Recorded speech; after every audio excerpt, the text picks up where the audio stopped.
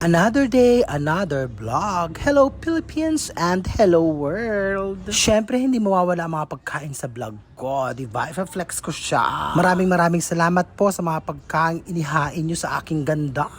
Hindi ko pa nga nakuha ng video yung iba. Heto nga, tapos na ang aking maghapong pagkatrabaho. Hindi rin mawawala sa vlog ko ang pagpunta ko sa palengke para bumili ng ulam. Ano nga ba ang ulam na masarap ngayon for today's video? Nakakaloka.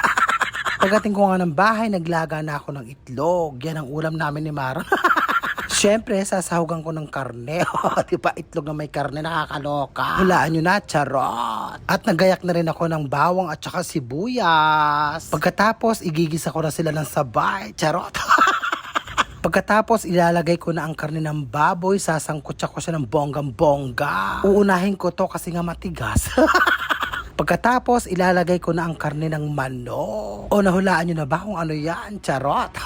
Isasangkutsa ko siya ng bonggang-bongga para pak na pa. Para lumabas ang mantika. At nilagyan ko na rin ng toyo at saka suka. Paminta, syempre, at saka nyetsi. Pasensya na hindi ako mahilig sa matamis. Iba kasi naglalagay na asukal o kaya ketchup. Di ba yun naman yung original na adobo? O kanya-kanya, di ba? Nilagay ko na rin ng itlog.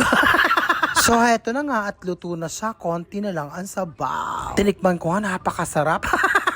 Pak na pak ang lasa, mangan. Fresh pa ba?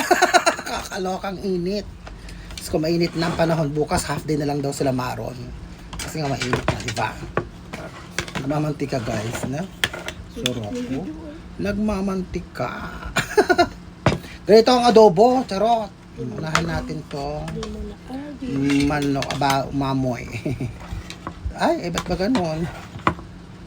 Tapos nagkuha tayo na sabaw. Lumabas talaga yung mantika. Konti lang yung nilagay kong mantika eh. Nung nagisa ako, ito yung baboy. Tapos paborito ko tong wings. Chicken wings. Wow, ang lambot. Oh.